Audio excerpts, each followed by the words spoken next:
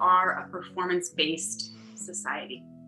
We measure things in likes, in salary, in time, duration, looks, followers. We judge everything and measure everything. And so what I like to remind people, and what I like to remind myself even, is that meditation is not a performance-based activity. Welcome back to the Happiness and Progress podcast. I'm your host, Danielle Craig. I'm an Emmy Award-winning journalist, a mom, wife, and you know what I like to say, just a person looking for more joy in the everyday. This podcast is brought to you by the Mail Tribune. You can find more podcasts at mailtribune.com. I am so excited because today you get to hear from Rebecca Pacheco. She is the author of Do Your Om Thing, which was named one of the top 10 yoga and meditation books every yogi needs by Yoga Journal. She founded and wrote the popular blog Om Gal from 2008 to 2015. She's the creator of the Runner's World Yoga Center, as well as videos for women's health. She frequently contributes to the Boston Globe as well. She is the author of the new book, Still Life, The Myths and Magic of Mindful Living. That's what we're going to talk about today. In this episode, we talk about what meditation does for your life, how you can move from judging yourself, to instead observing your thoughts and your emotions. We talk about how compassion is not toothless. One of my favorite things we talk about is how you are not an entity to be fixed.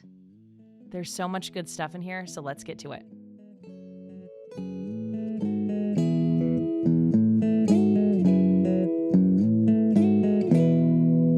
Thank you so much for being on the podcast today. Thank you for having me. I have to say, Danielle, when I discovered I was going to be with you, I went back into your archive and I've had a lot of fun listening to past episodes. Oh, thank you. I am so excited to talk to you. I absolutely loved your new book, and I'm so excited for it to be in people's hands. I love your writing style, and I loved the story you relayed about the Buddha. I just love how you told it. I mean, the energy in the book is incredible. I love it. Wow. That means a lot. We're speaking obviously in advance of publication, so you're one of the first to read it, and that's really exciting to hear. Yeah, I think it's such a powerful book. I'm excited for it to be in people's hands. So I want to start talking about meditation, of course. What is a common breakthrough that you see people have when they bring a meditation practice into their home? So the title of this book is Still Life, and the subtitle, of course, is The Myths and Magic of Mindful Living. And so many myths get in the way, and I think probably the biggest one is the I'm doing it wrong myth, right? And that usually stems from, I can't stop my mind from thinking. I have too many thoughts. My mind is just too busy. I can't quiet my mind, right? Well, that's a giant myth. It is just utterly impossible to stop your mind from thinking. And so I think the biggest breakthrough is understanding that, and then realizing that if your mind is wandering, you're not a meditation flunky. You're actually doing the practice. And the more you do it, the more space you will find, and ultimately the better able you are to cultivate and connect to this inner source of stillness, as it were, no matter what's going on around you. And it's worth noting that while I was writing this book, there was a lot going on in the world.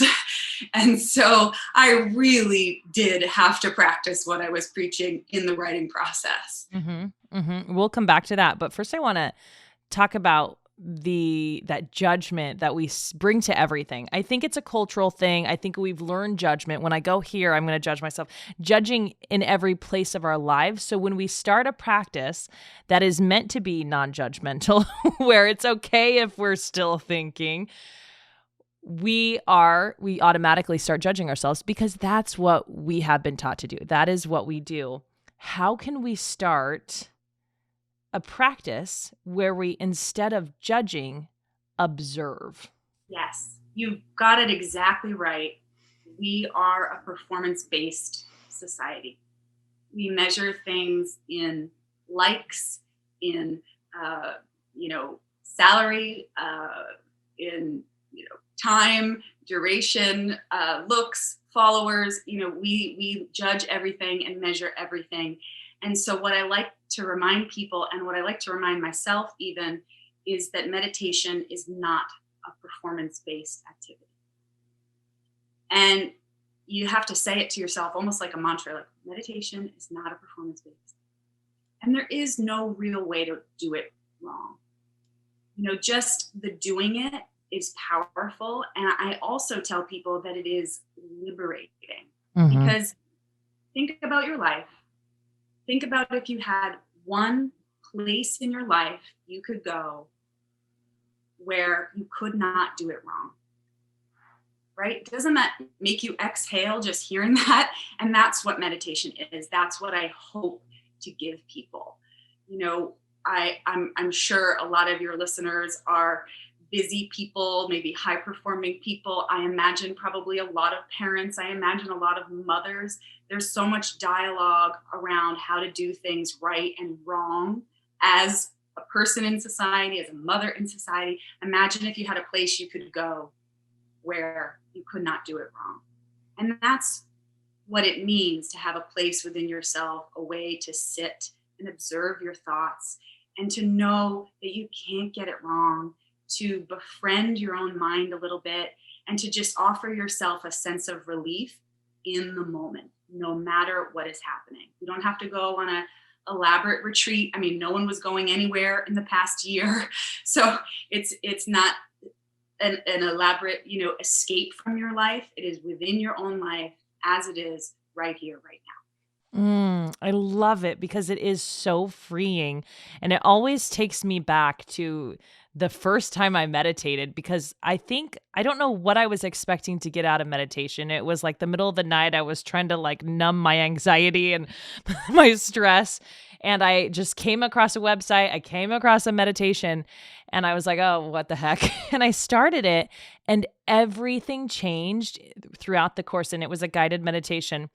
Everything changed with how I understood, honestly, like everything, because I had been stuck in that world of constant judgment, constant performance, and then there was the space and the exhale you talked about. It is so, so powerful. So for someone maybe new to this, who's moving a million miles a minute, what would you say first step to starting a meditation practice? I'd say start small. And I, of course, would say begin where you are. So I came up before apps existed, which means I haven't needed to use apps. But many, many people now are getting into meditation beginning with an app. So if that, appeals to you and you're on the move and something pops up and you think, I'm going to try this, absolutely, that counts. A lot of people say to me, like, does it count if I do this? Does it count if I do that? Am I doing it right? Performance-based. Is this meditation, again, that performance-based analysis, right? So, the simplest way to describe a meditation practice is you find a comfortable seat, but if you want to lie down, you can do that too. The only caveat is you don't go to sleep, because sleep is very valuable, but that's something different. So you find a comfortable seat, you become still, maybe set a timer. You start small, 3 to 5 minutes, and then you just watch the breath. And you start thinking thoughts, you start having judgments. That's okay. You come back to the breath. Mindfulness meditation is described in a lot of different ways, and we can describe mindfulness and meditation. There is a distinction between the two, which I talk about in the book.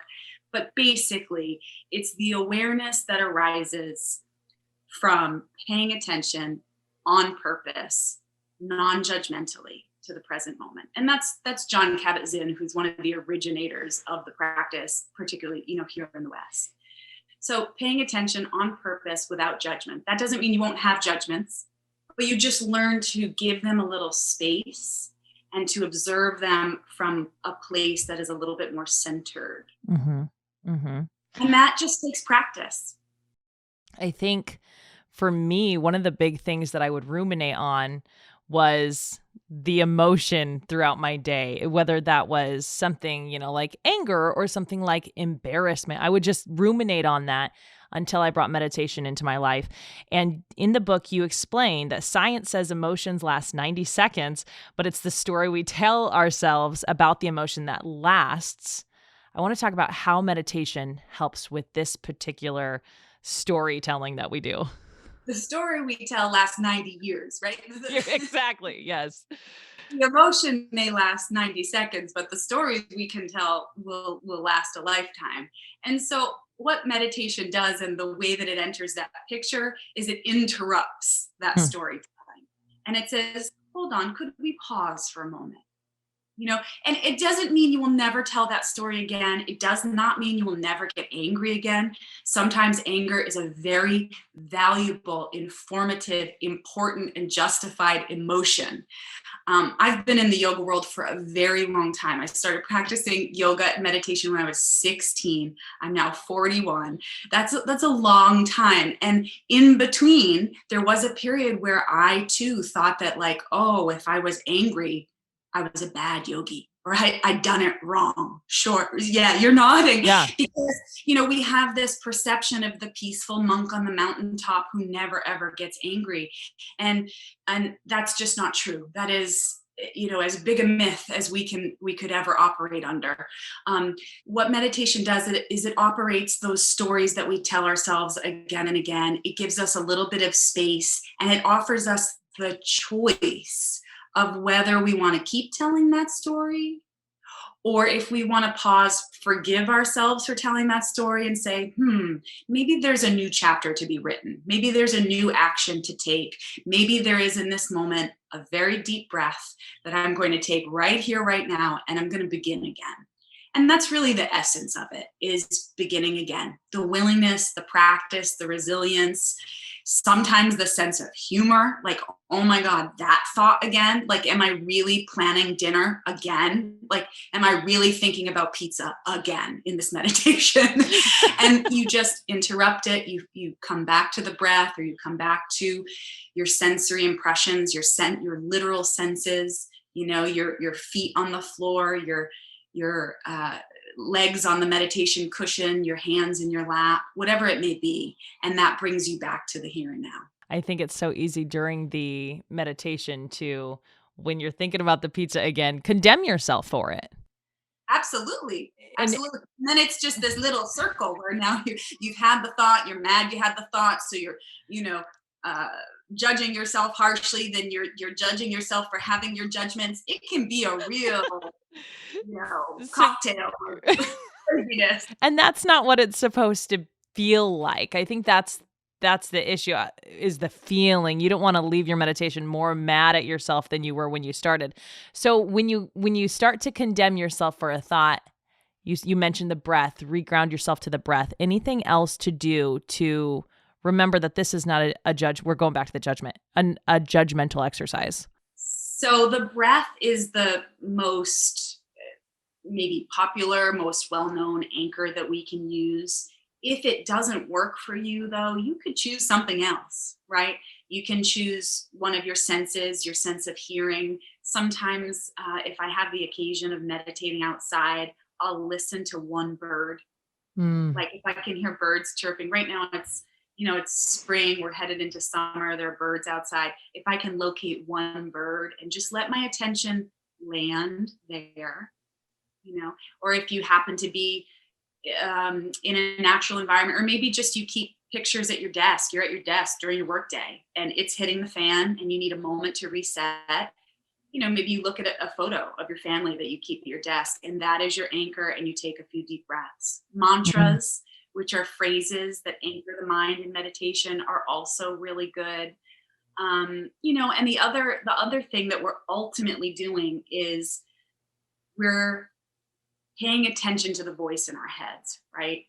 And we will eventually, as we said, learn to choose whether or not that is a useful tape, a useful recording in our minds. And we can choose differently. So if you're really struggling and stressed, maybe you're brand new, it can be helpful to speak to yourself like you would a really good friend. And if you don't have that available to you, if you don't have that voice, if like things are so rough that you're like, I don't even remember how to talk to my friends, right? We haven't seen them in a while. Or, those who are really suffering with depression, for example, sometimes it might take just a gentle imagination of a teacher you had, or a spiritual elder, and you just kind of channel what they might say to you in that moment. Like, oh, Mm-hmm. yes, Mm-hmm. you're telling that story again. You're thinking about pizza again. No problem. Let's begin again. Let's take a breath. You've got this, right? Like, just channeling that. If you don't have it, that's sometimes what we have to do. Now, we're not writing a screenplay. We're not going to like get into an elaborate conversation with the voices in our head. But if we need to, find our own way of gathering our attention, then that's really the practice. Mm-hmm. Yes, it's most often the breath or a mantra, but you could do a lot of things. It just matters what works for you. Mm-hmm. I think your example in the book was there were a couple. I think you had a friend or someone you were teaching that said to her dog, "Here, here." Yes. And I love that because it's so simple. How would you talk to your dog? And you had a newborn baby going through the pandemic, writing this book, and how were you talking to that baby versus how the internal voice was? Yes. I do want to correct the timeline just a little bit. Okay, She was sorry. no longer newborn Oh. in the pandemic, but she was when I started writing. So I had this student, Laura, a meditation student, who had this revelation where she realized that she would never in a million years judge her dog, for example, so harshly for wandering off course. And yet in meditation, when her mind wandered, she would get very upset. And she recalled that, like, when the dog goes somewhere he shouldn't, she goes, something like, no, buddy, we're going this way. Or, hey, buddy, over here. Hey, buddy, this way. And sometimes you may need to say that to your own mind. Like, hey, buddy, come on back. Come on back. Here we are in the moment. Take a deep breath. And so I think that that's really valuable. Mm-hmm. Mm-hmm. We talked a little bit about anger, and it reminded me of, I think a lot of people are afraid they'll lose their edge, the thing that keeps them competitive or whatever it is. And in your book, you wrote, compassion is not toothless. It really does help us to, being angry and being compassionate are not mutually exclusive.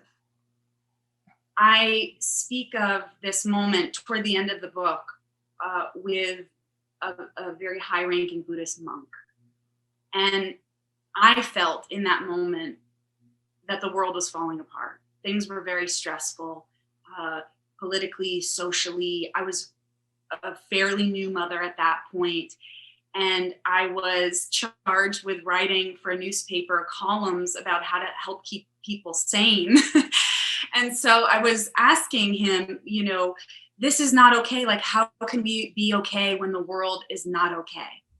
And for the first time, I saw this monk get a little, I'll say, heated. He wasn't out of control in any way, but he was also upset with injustice. That is a very valuable, valid way to feel, right? So feeling your anger is about using it for good purposes. Mm-hmm.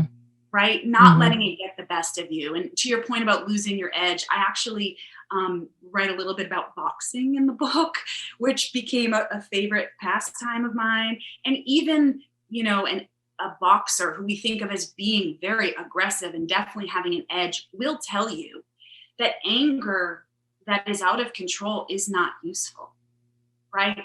It just being manipulated by those emotions is not useful or effective.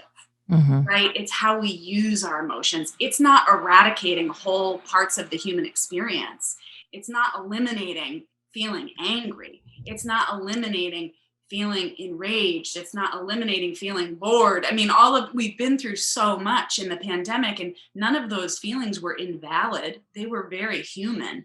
And so, we have to understand that we can't beat ourselves up about feeling them, but we can choose what to do with them. And so, I'll just end with that beautiful moment with the monk. And we were talking, and he really did let me see honestly and authentically, how he was feeling about certain injustices, for example. And then he said, but human nature is not negative. And that really summed up the compassion is not toothless, right? Our nature is not negative. The first time human beings, allegedly we think kind of like civilized ourselves, I talk about Margaret Mead, the anthropologist, discovering a femur bone, a leg bone that had broken and healed. And all that meant was that at some point, one human had to take care, shelter, feed another human in order to survive in the wilderness. And that was the beginning of civilization. Without that, we don't exist, right? We had the ability to come together, to feel empathetic, to feel compassion for another. And that is where our strength comes from. It's not a loosey-goosey, woo-woo, toothless emotion. It's very powerful. Oh, I love this idea of not denying part of the human experience. And I love that we can understand that as, like you said, you were worried about being a yogi who got angry. It's so powerful to have the reverence for the experience. That is something I want to talk about. But first I want to get to this because I want to make sure we don't miss this. I want to read this from your book. Okay. You talk about how a lot of people, when they get into a meditation practice, they're like, okay, but is this going to fix me? Is this going to fix the situation? Is this going to fix XYZ? So I want to read this quote. You are not an entity to be fixed because you are not a fixed entity. You do not need to be fixed because you are not broken, merely human. And meditation is not self-improvement. It is self-acceptance. It is befriending the self. It heals, resolves, and improves a great many things, which is somewhat ironic, but we don't do it to fix ourselves. Like a friend, meditation is available for you right now, as you are. It cannot be another way. Not only is this what's best for you, it's what's possible. Remember, you are not an immovable, static, permanent you. I think I'm going to go on and read this part too.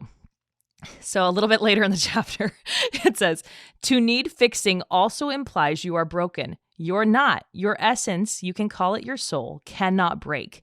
You can break your arm. Our heart breaks, gosh, on a daily basis sometimes. You might have bad knees or a cranky uterus, but the youest part of you persists. It goes by many names, soul, self, spirit, to name a few. When we speak of stillness, it is this sacred aspect of our being that we nurture. How can understanding this about ourselves, understanding that we're not fixed individuals, understanding that this is impermanent, how can that help us accept ourselves and love ourselves in a full way? Once again, it is our nature to understand this, particularly with other people. Mm-hmm. Like, I'm sure you would never say or withhold affection for a friend for the same things that you do for yourself, right? I'll speak for myself. And I think there is a point in the book where I talk about how crazy it would be to tell a friend, I will really love you and accept you when you have another advanced degree. Or when your closet is really perfectly organized, Mm-hmm. or I accept you and think that you're perfect just as you are when you make me a beautiful meal, right? Like, that's just not how we operate with those that we love. And yet with ourselves, we are hanging over our heads very often, ways in which we don't deserve our own love and acceptance. And so, this process of meditation, mindfulness, however it takes shape in your life, ultimately serves the purpose of reconnecting you with the deepest part of you that does not change based on your hairstyle, your, the way you look in Instagram photos. I love so much your episode about social media, right? It's not something we need to filter, to fix, nothing. It is who we are. It's your essence. And it really is awareness itself. It is your awareness that you've had since you were born. Nothing else is really like hard and fast forever, right? Everything changes. I mean, we didn't walk. I was 3 feet tall at one point. I love that part. You were 3 feet tall at one point. I'd not thought about that, but of course I was 3 feet tall at one point. I love that. And you asked the question at this end of this chapter, maybe not at the end, but the end of these several pages, you write, can you show up for yourself in all forms, moods, and evolutions? It's just so powerful. When was it that you realized that you could show up for yourself through the evolution of your being? It's an ongoing evolution. Mm-hmm. I don't have it right. I don't have it perfect. I won't pretend that I do. There were moments even in writing this book where I thought, holy smokes, I am a mess. I should not be telling people how to be sane, right? I was a working mother in a pandemic. I'm sure many of your listeners can relate to that, or just being a mother, being a human in the pandemic. The world was experiencing political turmoil, financial crisis, a global health crisis, a racial reckoning, injustices before our very eyes, hate crimes on the rise. Of course, I would feel totally disoriented and distraught about that. And so I did have to practice what I preached in terms of saying, like, these are all logical feelings to have given the circumstances. And then you know what I would do? I would sit down truly and I'd meditate. And I didn't do it perfectly or get it right, but it was the thing that helped me begin again. Mm-hmm. So that is what I've learned along the way. I'm still evolving, but I do think that that little trick of speaking to yourself like a very good friend was a major watershed moment for me personally. Mm-hmm. Mm-hmm. I love that. I just love the space to be a human. I just think it's so, so important. We, you know what I need? I need this to be an hour-long podcast episode. It's okay.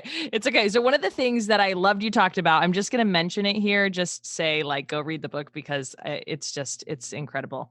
So you write how incredible it is that our days can become so unremarkable when we are mindless versus mindful. And you write, though, when we can start seeing this life experience as sacred, you write, quote, even when forgettable, it is sacred. And I just love that so much because I talk about having joy in the mundane parts of life, and there's so much of it. But I'm going to go now to the last question, which I ask everybody. What is your tip to finding more joy in the good, the bad, and the in-between of life? Well, you probably know what I'm going to say, which is that paying attention in whichever form it takes for you in your life, whether it's meditation or mindful walking or therapeutic writing, some kind of creative expression, any of those things that make you more present and make you capable of being more present will give joy more room in your life. Like, it will have the space to arrive and you will have the ability to feel it fully. That's the best I know, right? And then we all take joy in different things. For me, one, other than meditation, of course, and yoga, and those are sort of core to who I am, but being in nature. I've had some of the most joyful, kind of audacious moments in my life in nature, because she's moving at her own pace. You see just unexpected things. I live very close to an arboretum that has trees that are, over 100 years old that come from all over the world. That really anchors me, and it does reconnect me to a sense of joy. My daughter too, the very old and the very young will often bring us back to a feeling of joy, no matter what else is going on, because, a small child only exists in the present. And those, that have been around for a long time, they've seen a lot. And so they know the power of slowing down and being where they are and taking all in. Mm-hmm. I love that so much.